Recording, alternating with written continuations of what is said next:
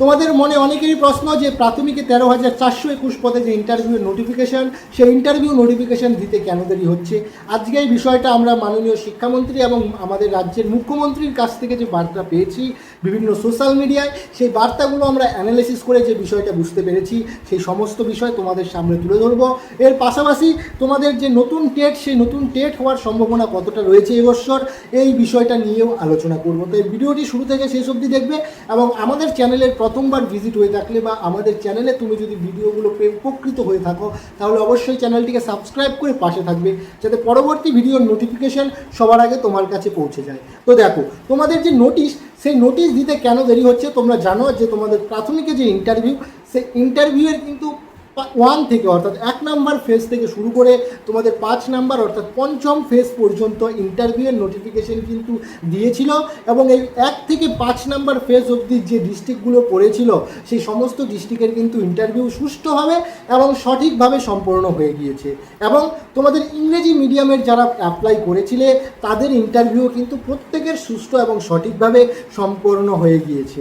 এবার প্রশ্ন হচ্ছে যে 6 থেকে 10th ফেজ অবধি যে নোটিফিকেশন বেরিয়েছিল, সেই নোটিফিকেশন ইলেকশনের কারণে বা ভোটের কারণে কিন্তু স্থগিত রাখা হয়েছিল এবং পর্ষদ থেকে নোটিফিকেশন দিয়ে জানানো হয়েছিল যে আমরা আপাতত এই ইন্টারভিউয়ের 6 থেকে 10th ফেজ অর্থাৎ 6 থেকে 10 নম্বর ফেজের যে নোটিশ, এই নোটিশটাকে স্থগিত রাখছি। পরবর্তী সময়ে আমরা নোটিফিকেশন দিয়ে আমরা এই ইন্টারভিউ প্রসেস পুনরায় শুরু করব। কিন্তু যে তোমাদের পুনরায় শুরু করবে 6 থেকে 10th ফেজের ইন্টারভিউ, সেই ইন্টারভিউ ইলেকশন সঠিকভাবে সম্পন্ন হয়ে যাওয়ার পরেও কেন দেরি হচ্ছে, এটাই অনেকের মনে প্রশ্ন। তো আমরা যেটা বুঝতে পেরেছি বা শিক্ষামন্ত্রী এবং রাজ্যের মুখ্যমন্ত্রী যে বার্তা দিয়েছেন, সেই বার্তা অনুযায়ী যে বিষয়টা স্পষ্ট যে তিনারা কিন্তু যাতে পরবর্তী সময়ে প্রাতিষ্ঠানিক দুর্নীতির শিকার না হয়ে যাতে এসএলএসটির মতো প্রাথমিকেও চাকরি বাতিল না হতে হয়, এর জন্য কিন্তু তিনারা একদম সঠিক এবং সুষ্ঠুভাবে নিয়োগ প্রক্রিয়াগুলো কমপ্লিট করতে চায়, যার মধ্যে কোনো রকম দুর্নীতি কিন্তু তারা বরদাস্ত করবে না। তাই এই যে নিয়োগ প্রক্রিয়াগুলো চলছিল, এই নিয়োগ প্রক্রিয়াগুলোর মধ্যে কোথায় কি দুর্নীতি হয়েছে বা কোন বিষয়টা কি জটিলতা হতে পারে, কোন বিষয়ে কি জটিলতা আছে।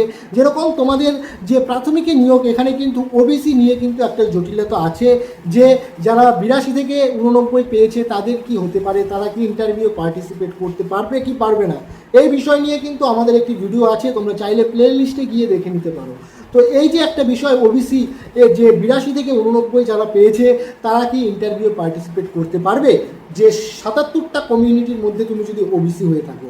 এবার এর পাশাপাশি আরও একটি প্রশ্ন হচ্ছে এসসি এসটির যে রিভ্যালিডেশন হচ্ছে, সেই রিভ্যালিডেশনে যদি কারোর সার্টিফিকেট বাদ যায় তাহলে তারা সেই ব্যক্তি সেই ক্যান্ডিডেট কি ইন্টারভিউয়ে পার্টিসিপেট করতে পারবে।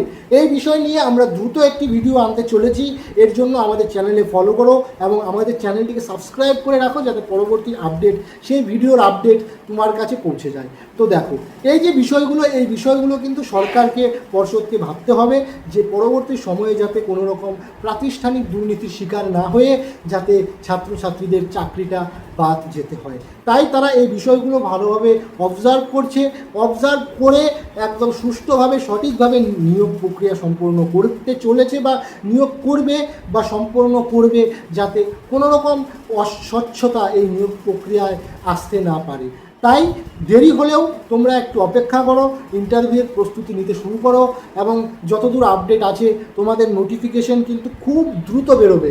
যখন বেরোবে তোমরা দেখবে একদম ঝড়ের গতিতে কিন্তু তোমাদের ইন্টারভিউ প্রক্রিয়া সম্পন্ন হয়ে যাবে, তখন কিন্তু তোমরা তোমাদের প্রস্তুতি নেওয়ার সুযোগটাও পাবে না। তোমরা অনেকেই ইন্টারভিউর প্রস্তুতি আগে নিয়েছিলে, নেওয়ার পর অনেকের প্রস্তুতিও সম্পূর্ণও হয়ে গিয়েছিল, অনেকে অনেক ডেমোও প্র্যাকটিস করেছিলে, কিন্তু পরবর্তী সময়ে যখন ইন্টারভিউয়ের নোটিফিকেশনটা স্থগিত দেওয়া হয়েছে তারপরে থেকে কিন্তু অনেকটা সময়, অনেকটা গ্যাপ, এই সময়ে যাদের ইন্টারভিউর প্রস্তুতি ইন্টারভিউর প্রস্তুতি যাদের ছেড়ে গিয়েছে বা ইন্টারভিউ প্রস্তুতি যারা বন্ধ করে দিয়েছিলে তাদের কিন্তু আবার বলবো যে শুরু করে দাও, নোটিফিকেশন আসার অপেক্ষা করো না, তোমরা প্রস্তুতি শুরু করে দাও। যখন নোটিফিকেশন বেরোবে তখন কিন্তু তোমরা সুযোগটাও পাবে না তোমাদের প্রস্তুতি নেওয়ার, কারণ একদম ঝড়ের গতিতে কিন্তু তোমাদের ইন্টারভিউ প্রক্রিয়া সম্পন্ন হয়ে যাবে। তাই এখন থেকে শুরু করে দাও ইন্টারভিউ প্রস্তুতি, যাতে সেই সময়ের অপেক্ষা তোমাদের না করতে হয়, তোমার ইন্টারভিউ যাতে তুমি সুস্থ এবং সঠিকভাবে দিতে পারো।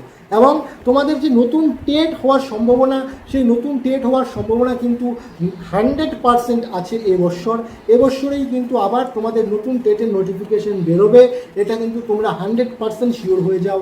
তাই তোমরা নতুন টেটের যারা প্রস্তুতি নিচ্ছ বা যারা ভাবছো যে আমার টেটের স্কোর কম, যদি নতুন রোস্টার লাগু হয়, নতুন নিয়োগ প্রসেস লাগু হয়, তাহলে তো টেটের ওয়েটেজ বেড়ে যাবে। আমি যদি এই জায়গায় এই ইন্টারভিউ যদি সিলেক্ট না হই, তাহলে আমি যাতে সেই ইন্টারভিউ সিলেক্ট হতে পারি আমার টেটের স্কোর বাড়াতে হবে।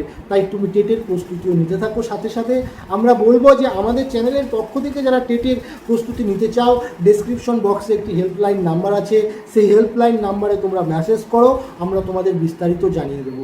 তো বলে রাখি, নতুন টেট হওয়ার সম্ভাবনা কিন্তু চরম রয়েছে, তাই তোমরা প্রত্যেকে নতুন টেটের প্রস্তুতি একটু একটু করে নিতে থাকো, যারা এই টেটে স্কোর বাড়াতে চাও বা যারা এখন অবধি টেট কোয়ালিফাই করোনি। এই ছিল আজকের আপডেট। তো আমরা যে দুটো বিষয় এই ভিডিওতে জানলাম, যে নোটিফিকেশন দিতে কেন দেরি হচ্ছে, এর একটাই কারণ, যাতে প্রাতিষ্ঠানিক দুর্নীতির শিকার না হতে হয় আবার বাংলার যুবক যুবতীদের। তাই ইনারা স্বচ্ছতার সাথে পুরো বিষয়গুলো অবজার্ভ করছে এবং তারপরেই তোমাদের স্বচ্ছতার সাথে নোটিফিকেশন বেরোবে। এর পাশাপাশি 2 নম্বর যে বিষয়টা জানলাম, নতুন টেট হওয়ার সম্ভাবনা কতটা রয়েছে। তো নতুন টেট হওয়ার সম্ভাবনা কিন্তু 100% রয়েছে আমি বলবো।